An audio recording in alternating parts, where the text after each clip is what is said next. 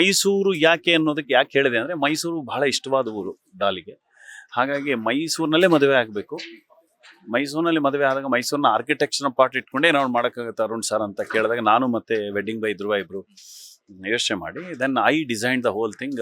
ಅಂದರೆ ಮೈಸೂರಿನ ಎಲಿಮೆಂಟ್ಗಳನ್ನು, architectural colonial ಬಿಲ್ಡಿಂಗ್ಸ್ಗಳು ತುಂಬ ಇದೆ. ಅಂದರೆ ನಿಮಗೆ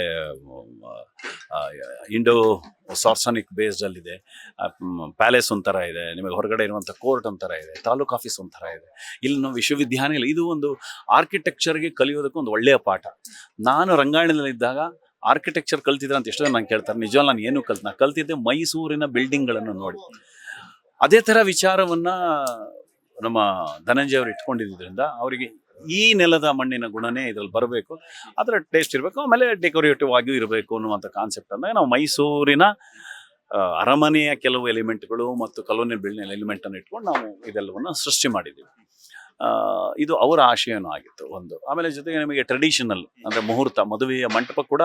ಯಾಕಂದರೆ ಮೈಸೂರು ನಿಮಗೆ ಗೋಪುರದ ನಾಡು. ಯಾಕೆಂದರೆ ದೇವಸ್ಥಾನಗಳು, ನಂಜನಗೂಡು ಇರ್ಬೋದು, ಶ್ರೀರಂಗಪಟ್ಟಣ ಇರ್ಬೋದು, ಚಾಮುಂಡಿ ಬೆಟ್ಟ ಇರ್ಬೋದು, ಮೇಲ್ಕೋಟೆ ಇರ್ಬೋದು, ಈ ಮೈಸೂರು ರಾಜ್ಯ ಅನ್ನೋದೇನಿದೆ ಇದು ದೇವಸ್ಥಾನಗಳ ಬೀಡಿದು. ಹಾಗಾಗಿ ಅದೆಲ್ಲದರ ಕಾನ್ಸೆಪ್ಟ್ ಇಟ್ಕೊಂಡು ಅಲ್ಲಿ ಗೋಪುರಗಳನ್ನು ಇಟ್ಕೊಂಡೆ ಅವರ ಮುಹೂರ್ತದ ಡಿಸೈನು ಮಾಡಿದ್ವಿ. ಇದು ನಾವು ಮಾಡಿದಂಥ ಡಿಸೈನ್.